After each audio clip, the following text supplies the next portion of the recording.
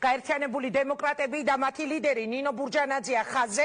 გმადლობთ ქალბატონო ნინო, რომ იღებთ გადაცემაში მონაწილეობას. ჯერ არ გამოსულხართ, ჯერ არ დაგიფიქსირებიათ, რას აპირებთ ამ არჩევნებზე, მაგრამ ვიდრე მე თქვენ კანდიდატზე დაგისვავთ შეკითხვას, მინდა მოვისმინო პირველ რიგში თქვენი კომენტარი ოკუპაციასთან დაკავშირებით და იმასთან დაკავშირებით, რაც დღეს ხდება მოსკოვში, იქ ჩასული ქართველი პარლამენტარები.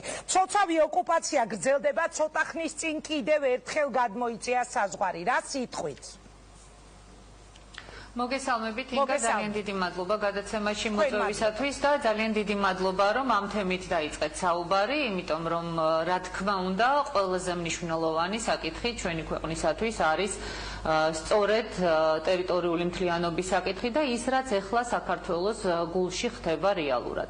თქვენ იცით, ჩემი დამოკიდებულება ამ თემასთან დაკავშირებით, მაგრამ მე კიდევ ერთხელ დავაფიქსირებ, ბუნებრივია, კატეგორიულად მიუღებელია რაიმე ტიპის საზღვრების გავლება საქართველოს ტერიტორიაზე და ეგრეთ წოდებული სამხრეთ ოსეთი ნამდვილად არის საქართველოს ტერიტორია, მაგრამ ის, რაც ხდება დღეს ამ ტერიტორიაზე, ეს არის უპირველეს ყოვლისა, რა თქმა უნდა, წინა ხელისუფლების ბრალი, რომლის უგუნურებამაც რუსული სამხედრო ბაზები დააბრუნა საქართველოში და დე-ფაქტო დაგვაკარგინა კიდევ უფრო მეტი ტერიტორიები, ვიდრე მანამ იყო ფაქტობრივად დაკარგული და ამავდროულად სრული პასუხისმგებლობა იმაზე, რაც ეხლა ხდება, ეგრეთ წოდებული საზღვრის გადმოწევის საკითხთან დაკავშირებით ეკისრება დღევანდელ ხელისუფლებას, რომელმაც 5 წლის განმავლობაში ხელისუფლებაში ყოფნისა აბსოლუტურად არაფერი არ გააკეთა ამ მიმართულებით.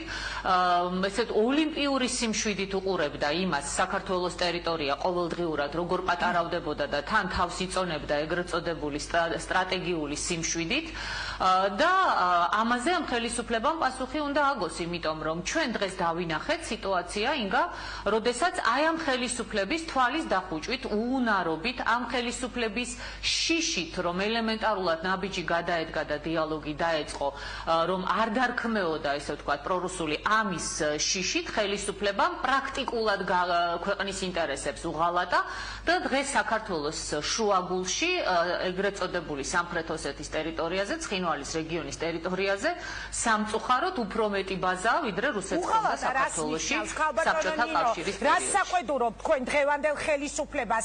ძალიან ისეთი მძიმე ბრალდებაა ეს, უღალატა ქვეყანას, უღალატა სახელმწიფოს, რა უნდა გაეკეთებინა საქართველოს ხელისუფლებას? უნდა ჩასულიყო პუტინთან მაინც და მაინც მოლაპარაკებაზე და ეს იქნებოდა ადეკვატური მათი მხრიდან?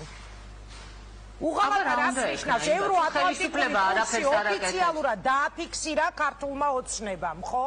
თქვენ ამაზე აღარ მოვაცდენ ახლა მაყურებელს. ჩემზე კარგად იცით, რას ნიშნავს, როდესაც სახელისუფლებო გუნდი საგარეო ორიენტაციას აფიქსირებს ასე ხაზგასმით. რას ნიშნავს უღალატა? მოიცა, ერთი წამი, ინგა, მე მაინტერესებს, ახლა მაგაზე არ დავიწყებ კამაც, მაგრამ კარგი ბატონო, დავაფიქსირეთ ევროატლანტიკური კურსი. ეს ნიშნავს, რომ რუსეთს არ უნდა ელაპარაკო? ევროატლანტიკური კურსის განმსაზღვრელები ვინც არიან? პრეზიდენტი ტრამპი რომ ელაპარაკა, ეხა 9 საათის მაგივრად 2 საათი და 20 წუთით, 2 საათი და 16 წუთი პუტინს მუცლილი იყო თუ როგორ არის ეხა ტრამპის საქმე, პრორუსული გახდა მართლა? რაზე ვლაპარაკობთ საერთოდ ხალხნო? აი, ინგა, მე ძალიან დიდი ბოდიშის მოხდით, იმიტომ რომ დარწმუნებული ვარ და ეჭვიც არ მეპარება, რომ ნამდვილად ჩემზე ნაკლებად არ გიყვარს ქვეყანა, მაგრამ ძალიან ვცდებით თქვენც და ყველა ის ადამიანიც, ვინც უარს ამბობთ და ვინც ახალისებთ იმას, რომ რუსეთთან დიალოგი არ შედგეს და გარწმუნებთ სამწუხაროდ მოვა დრო და თითეული თქვენგანი აუცილებლად იგრძნობთ დანაშაულის გრძნობას, რომ ჩვენ ვერ გადავდგით ეს ნაბიჯები და რაღაცა, ესე ვთქვათ, კლიშეებიდან გამომდინარე დავკარგეთ უძვირფასესი დრო. 5 წლის წინ, ინგა, როდესაც მე და თქვენ ეთერში ვსაუბრობდით და როცა მე ვიყავი მოსკოვში ჩასული და ვესაუბრე ვლადიმერ პუტინს, განუზომლად უფრო მეტი შანსი იყო ჩვენი ქვეყნის ტერიტორიული მთლიანობის აღდგენის.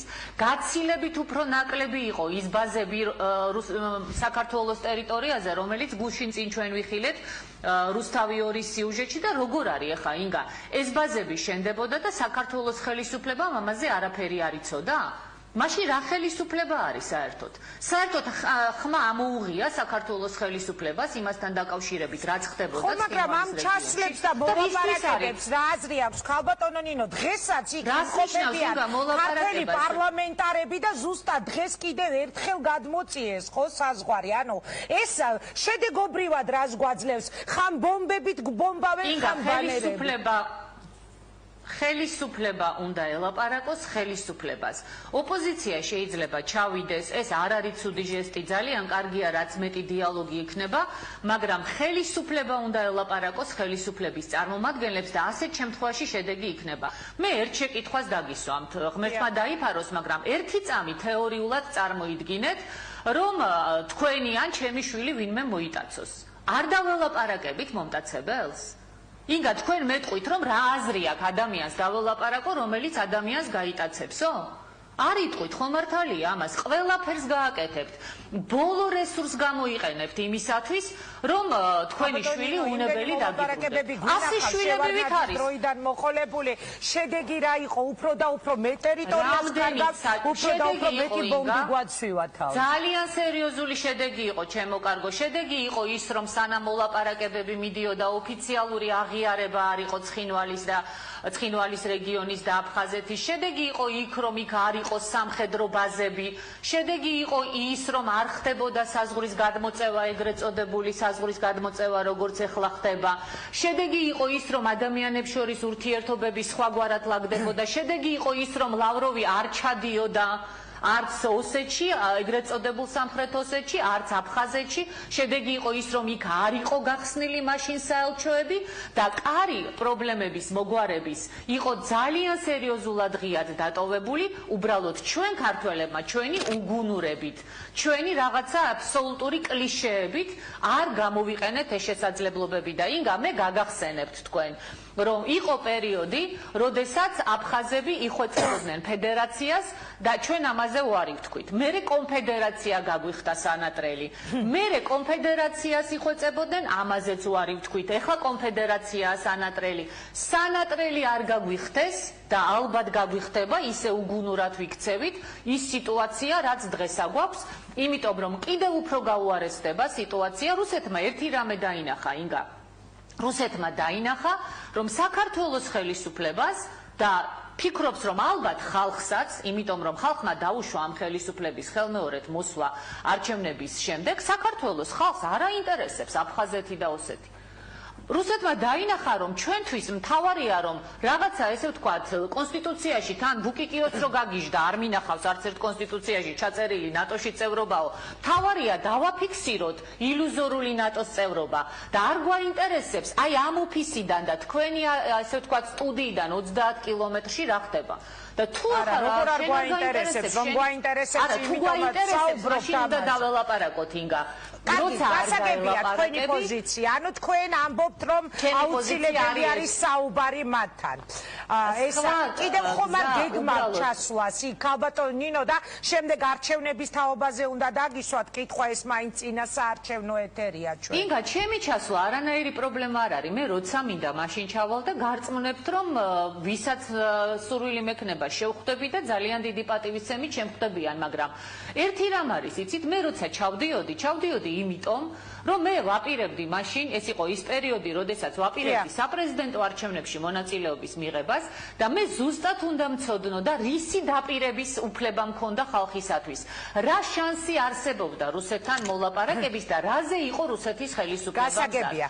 ჩავედი, დავინახე ეს მზაობა, ოღონდ ეს მზაობა და ეს შესაძლებლობა საქართველოს მოსახლეობამ სამწუხაროდ არ გამოიყენა და მე ძალიან დიდი გულის ტკივილით უნდა ვთქვა ინგა მე ვიცი ესა რომ გამოყენებულიყო ეს შანსი დღეს არც იმდენი ბაზა არ იქნებოდა რამდენიც არის ეგრეთ წოდებული ცხინვალის რეგიონის ტერიტორიაზე არც საზღვრები არ იქნებოდა გადმოწერილი და სრულიად სხვა რეალობა ისე ერთმა ადამიანმა მომწერა ეხლა ჩემთვის ძალიან ანგარიშგასაწევმა ადამიანმა ვის აზრსაც პატივს ვცემ ნინო ბურჯანაძეს ასეთი რამ შეახსენე უთხარიო თუ გამტაცებელი მეტყვის გატაცებულ ბავშვზე აღარ გელაპარაკები უკვე ჩემიაო და სხვა საკითხზე ვისაუბროთო გასიტყვით ამ შემთხვევაში, ანუ გეუბნებია, რომ ჩვენია აფხაზეთი, ჩვენია სამაჩაბლო, არ ვაპირებთ თქვენთან ამ თემაზე საუბარს.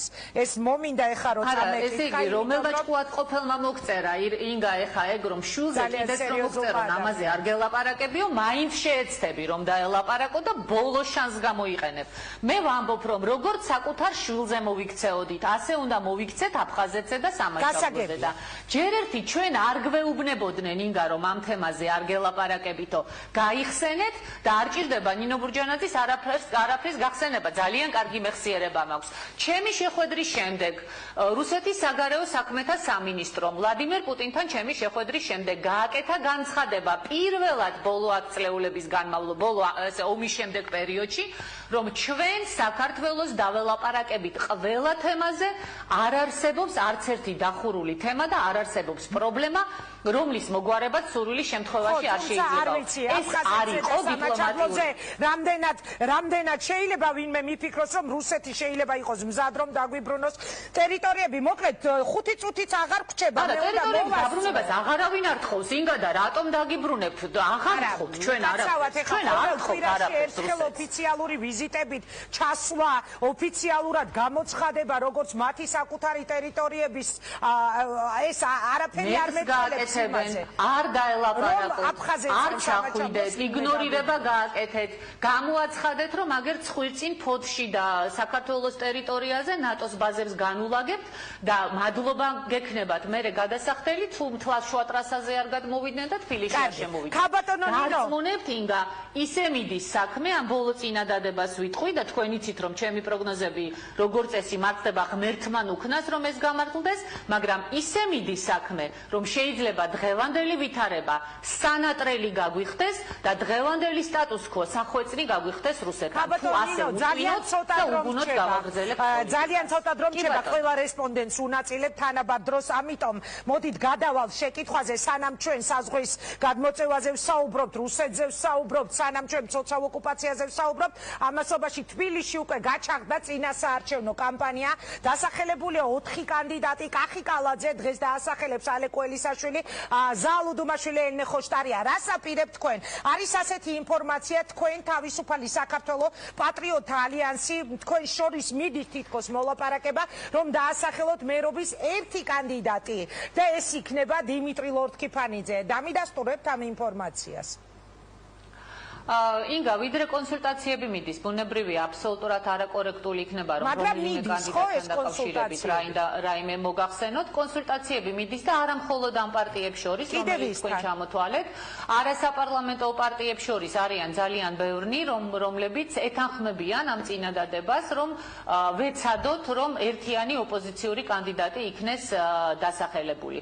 დიმიტრი ძალიან ღირსეული ადამიანია და ნამდვილად გაცილებით მოგებული იქნებოდა თბილისი დიმიტრი ლორთქიფანიძე რომ აერჩიათ მერად ვიდრე იმ შემთხვევაში რა არჩევანიც გააკეთა, მაგრამ კონკრეტულად ამ წუთში ნამდვილად არც ერთ კანდიდატზე მე თქმა არ შემიძლია, იმიტომ რომ ოპოზიცია უნდა ჩამოყალიბდეს და მეც ჩემი თანაგუნდელებიც, მათ შორის დიმიტრიც და ყველაც აბსოლუტურად მოწადინებული ვართ, რომ ერთობა შედგეს და ყველანი შევჯერდეთ ერთ კანდიდატზე და ჩვენ ყოველთვის შეგვიძლია საქმის ინტერესებიდან გამომდინარე ჩვენი პირადი ან პარტიული ინტერესები მეორე პლანზე დავაყენოთ და ასე ვთქვათ გარკვეული დათმობებიც გავწიოთ შეთანხმების სანაცვლოდ. მე დარწმუნებული ვარ, რომ თუ ასეთი შეთანხმება შედგება პარტიებს შორის, ჩვენ ნამდვილად გვექნება ძალიან სერიოზული შანსი რომ მეორე ტური ჩატარდეს, ხოლო მეორე ტურში უკვე დარწმუნებული ვარ, რომ მოგების შანსიც ძალიან დიდია, თუ რა თქმა უნდა ჩვენი მოსახლეობა